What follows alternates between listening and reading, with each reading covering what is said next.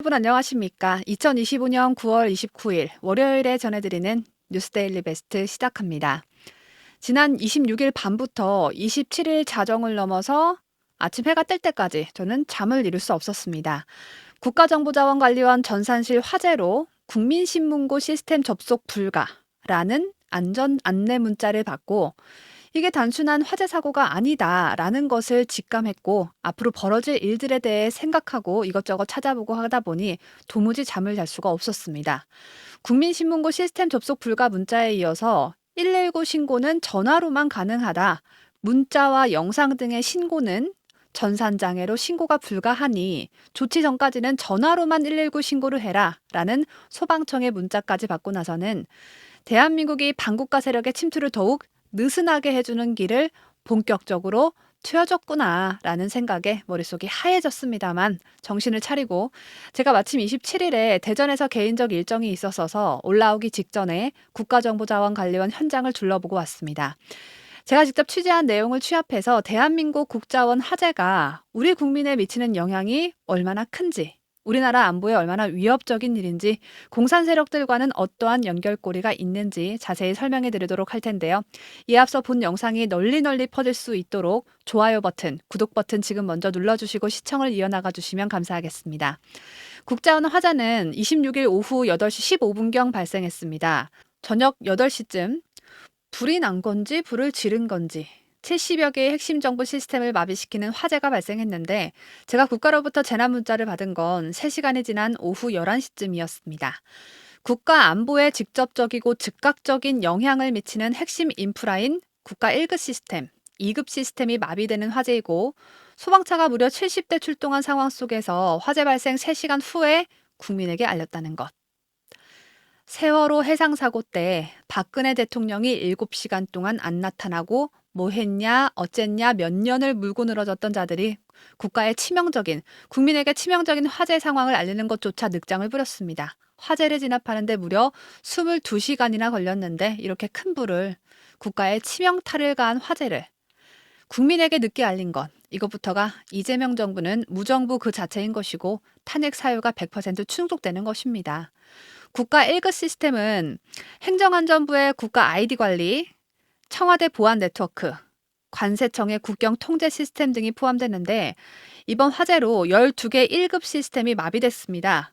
2급 시스템은 저도 가끔 필요한 서류를 떼기 위해서 이용하곤 하는데 민원 처리를 온라인으로 할 수 있는 정부 24가 2급에 해당하고 국민의 고충을 처리하는 국민신문고, 국가통계, 그러니까 데이터를 관리하는 통계청 코시스, 그리고 인력 관리를 하는 고용노동부, 학사정보 등을 관리하는 교육부, 국가의 예산을 관리하는 기획재정부, 과학기술정보통신부, 무역통제를 맡고 있는 산업통상자원부, 항만관리를 하는 해양수산부 등등등 이렇게 58개가 2급 시스템에 해당하는데 다 합치면 총 647개 국가 전산망이 멈췄고 정부는 언제 복구가 될지 장담하지 못한다는 말을 하면서 이 심각한 상태를 인지한 국민들은 그야말로 패닉 상태에 빠진 상황입니다. 당장 오늘이면 중국인 단체 관광객들이 무비자로 수천 명씩 떼거지로 입국을 할 텐데 전자여행 허가제 시스템을 작동할 수 없게 됐다 보니 북한 간첩인지 중국 간첩인지 건강한 한국인들의 장기를 구하러 온 장기 매매자인지 알 수 없는 무비자 입국 심사가 수기로 처리가 되고 따라서 위조나 잠입위원의 유입을 막기 어려운 사각지대가 만들어지게 되는 초유의 사태가 벌어지게 됐습니다. 이에 대해 나경원 의원은 이렇게 말합니다. 법무부에 따르면 지난해 6월 기준 제주도의 누적 불법 체류 인원은 1만 1,191명인데 1만 1,191명 불법 체류자의 93%가 중국 국적이다. 93%에 해당하는 1만 412명이 제주도에 무사증으로 무비자로 입국했다가 귀국하지 않았다고 하고 일부는 몰래 제주 외 지역으로 무단 이탈한 것으로 추정된다고 한다. 이런 상황에서 국가정보자원관리원이 화재가 났고 국가전산망 셧다운으로 국민의 개인정보와 신원 확인조차 제대로 이루어지지 않는 비상 상황이 벌어졌다. 정부 시스템이 멈춘 상황에서 정부 스스로 국민 안전을 최우선으로 삼아야 하는 이때 대규모 무비자 입국 방침에 우려를 표시하는 것이 어떻게 극우인가라고 나경원 의원은 개탄했습니다. 국자원 화재로 국가 시스템이 마비돼서 중국인 무비자 입국 확인을 제대로 할 수가 없으면 중국인 무비자 입국을 연기해라 라고 했더니 나 의원이 되려 고민정으로부터 극우 소리를 들었고 이에 대해 나 의원이 분통을 터뜨리고 있는 것입니다. 나라 안보가 위협받는 초유화 사태가 벌어졌는데 여기다 대고 민주당 정부는 한다는 소리가 극우밖에 없습니다. 나라를 걱정하는 사람들에게 극우 소리하는 자들이야말로 극좌이고 극좌를 넘어서 매국노들 아니겠습니까? 정상적인 국민이 비정상적 사고를 가지고 있는 자들과 상대하기가 정말 힘든 세상이 아닐 수 없는데요. 나 의원은 무비자 제도 반대 정부 청원도 빗발친다. 이를 우려하는 국민들이 모두 극우란 말인가? 과거에 이미 중국인 무비자 정책을 실행한 제주도민 여론조사에서 제주도민 73.3%가 무비자 정책을 폐지해야 한다고 응답했는데 민주당 고민정 의원은 제주도민 73%도 극우라고 생각하나 제주도민들과 국민에 대한 심각한 모독이다. 게다가 무비자로 해야만 관광하러 올 수 있는 사람들에게 특혜를 주려는 건가? 비자 발급 절차를 거치되 불필요한 행정 절차를 간소화해 안전과 신뢰를 지키며 관광객 유치를 하면 되는 것 아니냐. 그런데 왜 중국과 북한 얘기만 나오면 극우를 운운하면서 급발진인가? 어느 나라 국회의원인가? 어느 나라 국민을 대변하나? 국민과 국익을 지키려는 것이 그들의 시선으론 극우인 것인가? 국가 전상망을 속기 복구, 정상화하고 완전 복구 시까지 신원 확인 절차를 강화, 무비자 입국을 보류해야만 한다라고 통탄스러움을 금치 못하고 있습니다. 고민정같이 꼭 부정선거 당선 의혹을 아주 크게 받는 자들이 중국 공산당의 가짜표 도움을 많이 받았다는 의혹 때문인 건지 중국 얘기만 했다 하면 길이길이 날뛰고 있는 상황. 이게 정말 정상국가가 맞는 건지 고민정을 찍은 일찍 국민들은 잘 생각해 봤으면 좋겠습니다. 국자원 화재는 중국인 무비자 입국과 맞물려서 안보 문제가 가장 심각하게 우려되고 있기 때문에 국가 핵심 전산 인프라의 구조적 취약성과 국가 데이터 안정망을 근본부터 재검증해야 한다는 목소리가 커지고 있습니다. 눈 아래쪽에 이런 살집 있으신 분? 이 안에 지방들이 가득가득 차 있는데요. 나이가 들면서 관리를 하지 않았기 때문에 눈 밑 지방이 생겨버린 거예요. 대부분 시술을 생각하시는데 해도 어차피 또 올라와요. 이거는 꾸준한 관리가 필요하기 때문에 집에 이 아이크림을 놓고 관리해주는 게 좋아요. 쌀 한 톨만 발라줘도 피부 깊숙이 침투해서 독자 개발한 미세혈감으로 10년 이상 쌓여있던 눈 밑 지방을 15초 만에 녹여버려요. 겉에만 맴돌던 기존 아이크림들하고는 차원이 다른 거죠. 이건 강남 압구정 피부과에서 사용 판매하는 아이크림으로 눈 밑 꺼진 피부 볼륨 개선 효과 임상 테스트까지 완료했고 이미 좋다는 후기만 14,000회가 넘어 효과는 인증됐고 이 링크에서만 반값 할인하고 있으니 눈밑 지방 고민이라면 한번 사용해보세요.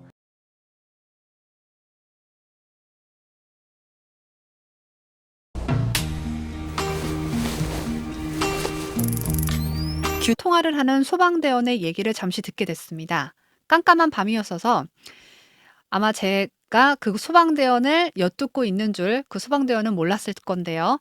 소방대원이 누구와 통화를 하는 건지는 모르겠지만 소방대원 하는 얘기가 국자원이라는 이 중요한 시설에서 불이 났을지언정 불길이 걷잡을 수 없이 커졌다는 사실이 도무지 이해가 되지 않는다. 불이 나게끔 작업한 것도 이해되지 않지만 이 중요한 국가시설에서 불길이 어떻게 자동 진압되지 않은 것인지 화재 감지기 작동이 안 된 것인지 이게 이해되지 않아서 의도적 방화 사건이 아니고서야 설명이 안 된다라는 취지의 얘기를 아무도 없는 한적한 곳에서 낮은 목소리로 전화 통화를 하고 있었습니다. 제가 이 얘기를 울타리 안쪽을 쭉 따라서 돌아보다가 울타리 바깥쪽에서 통화하는 얘기를 정말 우연히 듣게 됐는데 이 얘기가 정말 일리가 있는 게 여러 대의 서버 장비를 굴리는 중요 건물엔 화재 감지기가 설치되어 있는 것은 물론 가스식 소화 장비가 자동으로 작동이 돼서 불이 붙을 수 없도록 서버 실내의 산소 자체를 없애버린다고 합니다. 불이 난 밀폐된 서버실에 이산화탄소 같은 가스를 밀어넣어서 불이 날 수 없는 환경을 만들어 버리는데 그렇다면 누군가가 인화물질을 뿌려놓고 공기 유입을 시키고 동시에 소화 장비를 꺼둔 게 아니고서야 어떻게 불이 날 수 있을까? 이런 의구심이 드는 겁니다. 정말 기본적으로 상식적으로 말도 안 되는 일이 벌어진 것이다 라고 할 수 있겠습니다. 특히 UPS실에는 가스 디텍터, 가스 감지기가 달려있는 것은 당연한 일이고 정말 이상한 건 UPS실이 탔더라도 가스 소화 장비가 동작하면 서버실은 산소가 남아있지 않을 텐데 어떻게 해서 불이 번졌을까입니다. UPS실이 따로 분리가 안 되어 있고 UPS를 서버실에 설치했다고 하더라도 가스 소화 장비가 켜지면서 그 안에 공간에 산소가 없게 되는데 어떻게 불이 번졌고 서버가 타버려서 국가 시스템 작동이 마비가 됐는지 이 지경까지 됐는지 상식 밖의 일들이 종합적으로 나타나다 보니 의도적 방화, 공작이라는 의심을 하지 않을 수 없는 것입니다.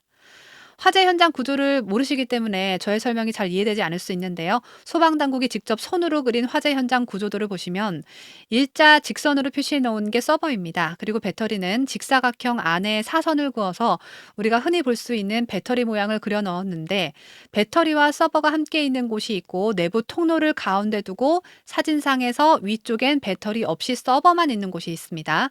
국가 주요 전산 시스템 정보를 다 담고 있는 서버와 화재에 취약한 리튬 이온 배터리 사이의 공간은 단 60cm라고 합니다. 건장한 남성 한 명 정도만 서 있을 수 있는 공간 정도인데 화재 취약성이 큰 국가 전산 시스템 문제를 해소하기 위해 배터리를 지하실로 옮기려다가 불이 난 것이라고 하니 이런 구조 속에서 무리하게 배터리 분리를 하고 서버실에 불이 붙고 서버가 타는 동안 서버실 상주 인원은 뭐하고 있었으며 밤 늦은 새벽 시간도 아니고 저녁 시간에 저녁 8시쯤에 그때 상주하고 있던 소방 담당자는 또 뭐라고 있었으며 국가 중요 시설이 있는 건물인 만큼 화재 시 매뉴얼 또한 있었을 건데 수십 개의 서버가 불타는 상황까지 어떻게 그 상황까지 이르게 됐는지 이 모든 게 의도적 이 단어를 빼고는 의도적이라는 단어를 빼고는 설명되지 않는 상황으로 보여집니다.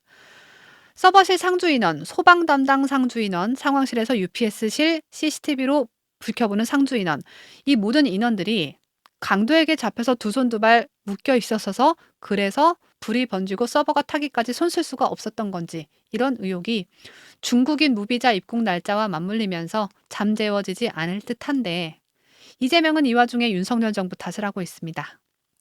이재명은 사건 발생 이틀이 지난 28일 오후 이번 화재 때문에 국민들께서 큰 불편과 불안을 겪으셨다라고 말했습니다. 그러면서 추석을 앞두고 우편 택배, 금융 이용이 많아지는 시기인 만큼 관계부처는 국민 불편과 혼란이 최소화될 수 있도록 생활 밀접 시스템의 신속한 복구와 가동에 총력을 기울여 달라. 특히 취약계층 지원, 여권 발급 등 중요 민생 관련 시스템은 밤을 새서라도 최대한 신속하게 복구하길 바란다. 이렇게 말했는데 여기까지 말했으면 이재명이 아니죠. 이재명은 뒤이어 이렇게 말했습니다. 중요한 국가 기관망은 외부적 요인으로 훼손됐을 때 즉각 대응할 수 있는 이중 운영 체계를 당연히 유지해야 하는데 아예 그 시스템 자체가 없다는 게 놀랍다. 2023년에도 대규모 전산망 장애 사태로 큰 피해가 발생한 바 있는데 2년이 지나도록 핵심 국가 전산망 보호를 게을리해서 막심한 장애를 초래한 것은 아닌지 철저한 조사가 필요하다라면서 윤석열 정부의 책임을 뒤집어 쓰우는 발언을 했습니다. 2022년 12월 윤석열 정부 당시 카카오 데이터 센터 화재 사고가 있지 않았냐. 그 화재 때문에 카카오 서비스가 중지됐었고 당시 원인 조사 결과를 발표하면서 개선책으로 데이터 센터 간 이중화를 요구한 바 있는데 그 사건을 계기로 윤석열 정부가 국가 중요기관의 이중 운영 체계를 마련해 놨어야지 뭐하고 있었던 것이냐. 이런 식의 말을 하면서 전 정부 책임론을 내세운 것입니다. 이재명은 진정 이재명답습니다. 데이터 센터 간 이중화 체계를 만들려면 뭐가 필요합니까, 여러분? 예산이 필요하고 당시 거대 야당의 동의가 필요하지 않습니까? 윤석열 정부 예산을 특활비부터 시작해서 모두를 다 삭감하고 행안부 장관 탄핵, 감사원장 탄핵, 방통위원장 탄핵, 검사 탄핵, 모든 정부 부처와 기관장들 탄핵하면서 일도 못하게 한 자들이 이런 일이 발생하도록 미연에 방지 안 하고 뭐 했냐는 식의 책임 전가는 국가재앙의 원인은 민주당이다 라는 것을 명확히 입증시켜주는 자폭 발언이다라고 저는 평가하고 싶습니다. 이번 화재가 이재명을 감싸주고 싶은 경향신문도 이해 불가인 건지 좌파 경향신문도 국가정보자원관리원 화재 원인이 리튬이온 배터리라고? 라는 헤드라인으로 배터리도 성능 보증 기간이 10년이지만 성능 보증 기간이 끝났다고 배터리가 화재가 발생하는 문제가 생기진 않는다. 따라서 배터리를 이전하기 위한 작업 과정에서 작업자의 실수가 있었던 것이 아니냐는 추측도 나온다라는 내용의 기사를 좌파 경향신문이 내보내고 있습니다. 좌파 경향신문조차도 현재 이재명 정권 하에서의 작업자의 실수를 원인으로 보고 있기 때문에 실수를 가장한 공작이라는 강한 의심을 가지고 제가 직접 대전에 다녀온 후에 이렇게 여러분께 집중 설명을 해드리고 있습니다. 윤 대통령 탄핵 정국 당시 정신없는 사이에 발생한 무안공항 테러 의혹에 있어서 난수방송 화면을 불쑥 띄웠던 MBC, 그때 그 이후로 민주노총 간부의 간첩 사건, 그리고 SK텔레콤 해킹, 군대 내 총기 사고, 이번 국가정보자원 관련 화재까지 일련의 사건들이 마치 북한 지령과 연결되어 있는 듯한 느낌도 받게 됩니다. 부정선거 의혹으로 태생부터 불신을 안고 출발한 이재명 정권. 전 세계적으로 가짜 대통령 취급을 받고 있는 이재명. 앞으로가 얼마나 무섭고 두렵겠습니까? 이재명도 인간인데 말입니다. 대선 무효, 윤 어게인을 외치는 목소리까지 울려 퍼지고 있으니 불과 100일 만에 입법 독재와 검찰청 해체라는 초유의 사태를 벌이고 방송 장악을 위해 이진숙 위원장의 방통위도 없애버렸는데 이제는 국가 핵심 정보기관에 불길이 번지면서 행정, 안보, 법치, 민주주의 그 어느 한 부분도 예외 없이 무너지고 있습니다. 이럴수록 우리 국민이 강한 멘탈을 유지하면서 상상을 초월하는 짓을 벌이는 이 무리들에 맞서 싸워야겠죠. 정신력이 강인해지려면 먼저 우리 몸이 육체적으로, 신체적으로 건강해야 합니다. 제가 직접 60일 동안 체험해 본 후에